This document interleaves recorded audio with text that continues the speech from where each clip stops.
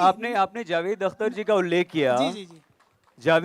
जावेद अख्तर जी ने इसी साहित्य के मंच पर हमें बहुत डांटा। हमने एक शब्द का इस्तेमाल किया, ऊष्मा। उन्होंने कहा कि ऊष्मा क्या होता है। ऊष्मा शब्द का इस्तेमाल नहीं होना चाहिए, आपको ऊष्मा शब्द का इस्तेमाल नहीं करना चाहिए। हमने कहा हम तो करेंगे और गर्व से करेंगे। जब हम हिंदी बोलते हैं तो उसमें, जब न्यूज़ में भी हिंदी बोलते हैं तो उसमें उर्दू के शब्दों का इस्तेमाल नहीं होता है। क्यों?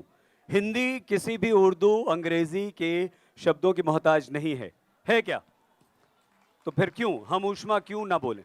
उन्होंने यहाँ भी, लेकिन सॉरी, क्षमा क्षमा, यही है कि ऐसे भाषा कैसे अगर इस तरह से अपभ्रंश को हम स्वीकार करते रहेंगे तो कैसे बचेगी भाषा? नहीं, मैं ये, मेरा ये मानना है कि बहुत ज़्यादा मिलावट तो नहीं चाहिए। बहुत ज़्यादा मिलावट अच्छी बात नहीं है। आप इस किसी भाषा में दूसरी भाषा को इतना मत मिलाइए कि उसका अपना जो वास्तविक स्वरूप है वो ही खो जाए। लेकिन अगर कहीं पर, क्योंकि देखिए भाषा भी समय के साथ बदलती है, उसमें बदलाव होना बहुत ज़रूरी है। अब आजकल जो सोशल मीडिया और स्मार्टफोन वाली जो नई जनरेशन है, अगर आप उनके साथ बहुत शुद्ध भाषा का प्रयोग करेंगे तो वो शायद पढ़ना ना चाहें, किताब ना पढ़ना चाहें। वो पढ़ना चाहते हैं, उन्हें पढ़ना, पहले ज़रूरी बात यह है कि उनमें पढ़ने के लिए रुचि पैदा हो। जी। और जो आपने आज तक ने जो साहित्य का इतना बड़ा मेला आपने आयोजित किया है, सब लोग पढ़ने लिखने वाले लोग हैं और नहीं तो किसी ना किसी रूप में किताबों से जुड़े हुए हैं।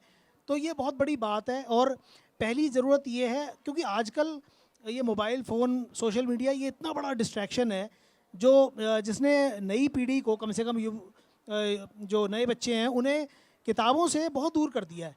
और उन्हें वापस लाने के लिए मैं सोचता हूँ ऐसा कि, हालांकि बहुत ज़्यादा मिलावट के पक्ष में मैं भी नहीं हूँ, और मेरा तो ज़्यादा काम पौराणिक साहित्य पर है। तो पौराणिक साहित्य में तो ये मिलावट बिल्कुल नहीं चलती। आपको भाषा की शुद्धता को और उसकी गरिमा को कायम रखना पड़ता है, ज़रूरी है। तो इसलिए मैं बहुत ज़्यादा मिलावट के पक्ष में बिल्कुल नहीं हूँ। लेकिन फिर भी मैं ये सोचता हूँ कि अगर बच्चों को, नई पीढ़ी को अगर किताबों से जोड़ना है, उन्हें वापस लेकर आना है, और उसके लिए अगर हमें थोड़ी बहुत आटे में नमक जैसी अगर कुछ थोड़ी बहुत मिलावट करनी पड़े और उससे रीडिंग हैबिट वापस लौट सके, तो मुझे लगता है बहुत बड़ी बात होगी। नमक में आटा नहीं होना चाहिए जो हो रहा है। देखिए, हमें लग रहा था कि अनुवाद पर बात नहीं हो पाएगी ज़्यादा, और इतनी भारी तादाद में आप लोग यहाँ आ भी गए सुनने।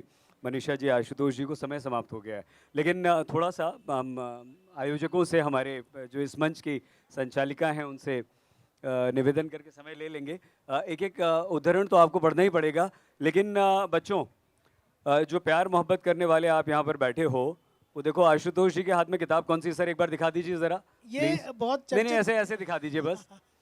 तो टिप्स ले लेना आपने आप लोग। हाँ, आपने टिप्स ले लेना। मैम कुछ देखी सुना होगी दीजिए। शायद ये किताब जी, पहले उनको पढ़ने दीजिए। तो प्यार के 40 टिप्स हैं इनके पास। चार चार पांच वाक्य ही पढ़ेंगे, लेकिन ये Please. उस बात को आगे बढ़ाते हुए कि जरूरी नहीं है कि साहित्यिक भाषा जो है वो सबकी समझ से दूर बनी रहे या सबसे दूर हो जाए, यही या हम ऐसे यही शब्द हम हैं। चाहते। ठीक है, इसको आप लोग सुनिए और फिर आप लोग बताइएगा कि ठीक है कि नहीं है। वह उसकी दीवानी हो गई, उसकी नींद हराम हो गई, भूख खत्म हो गई और वह एकाकीपन में इस कदर डूब गई कि उसे अपने पिता से भी खींच होती। फर्नांडा को गुमराह करने के लिए उसने झूठी तारीखों को जाटिल जाल बुना। सहेलियों से उसकी दूरी बढ़ गई और मॉरिसियो बाबिलोनिया ने कभी भी नहीं मिलने के लिए वे मर्यादाओं को भी तोड़ने लगी। अब इसमें कोई शब्द ऐसा नहीं है बिल्कुल जो आप कहें कि साहित्य से निकल कर आ रहा है। ये सब हमें आम बोलचाल की भाषा है। हाँ, बहुत सुंदर और बहुत ही सुंदर है।